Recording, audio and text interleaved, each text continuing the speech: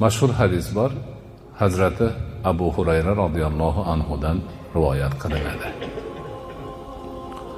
U kishini Rasul akram alayhisolatu vassalom zakotga kelgan xurmoniga qorovul qilib qo'yganlar. Odamlar xurmosini terib, zakotini olib kelib topshiryapti, ushurini beryapti. Xirmon bo'lib ketdi. Endi kechqurun birov qo'rib turmasa bo'lmaydi. Abu Hurayra san qo'rib tur dedilar. Kechqurun bo'ldi, qo'riqchilik boshlandi, namoz o'qidilar, o'qildilar. Butun shaharni sukunat bosganda bir qora keldida, qarab tursa, haligi sadaqa xurmodan olyapti, o'g'irlayapti.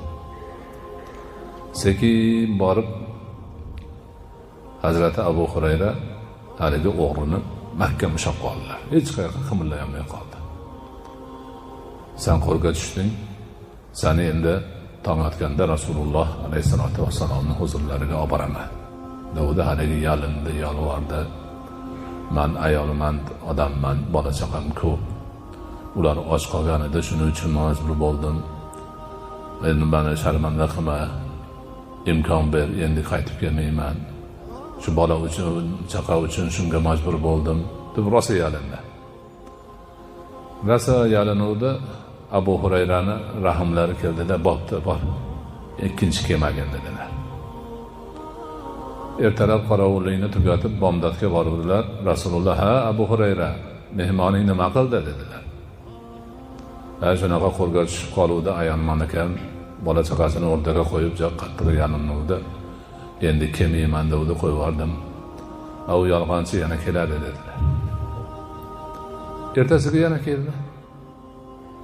Haligi holat yana qo'lga tushdi. Yana yolvorishni boshladi. Abu Hurayrani yana rahmi kelib, yana qo'yib yubordi. Bomdodga borsa Rasululloh yana: "Ha, Abu Hurayra, mehmoning nima qildi?" dedilar. Shunaqa qattiq yolvordi, qo'yib yubordim. Kelmayman deb ketdi. U yolg'on gapiradi, yana keladi. 3-chi kuni yana shunday bo'ldi. Keyin bo'ldi, endi 3 marta bo'ldi, seni qo'yib yuborish yo'q. Albatta bomdodga Rasul akram alayhisolatu vassalomning huzurlariga olib boraman dedi. Davud haligi aytdi: "Agar dedi meni qo'yib yuborsang, hech kim bilmaydigan bir narsani o'rgatib qo'yaman" dedi. Abu Hurayra qiziqib qoldi haligi gapga. "Bo'pti, nima?" dedi. "O'rgat" dedi. Davud: "Sen dedi oyatul kursiyni o'qib yursang" dedi. "O'qib yursang, senga jin yaqin kela olmaydi." Ali va'daga binoan qo'yib yubordilar. Borib ertalab Rasululloh ko'rinishlari bilan yana: "Ha, Abu Hurayra, mehmoning nima qildi?" dedilar. Shundoq bo'ldi. Oyatul kursini o'qisang, senga jinlar yaqin kela olmaydi" dedi. "Qo'yib yubordim" dedi. "Yolg'onchi bu safar rost gapiribdi" dedilar. U jin ekan haligi. Jin ekan. Jinlarni nimadan qochishini bilar ekan. Biladi-da, biladi. O'zi asli yolg'onchi, bu safar rost gapiribdi dedilar.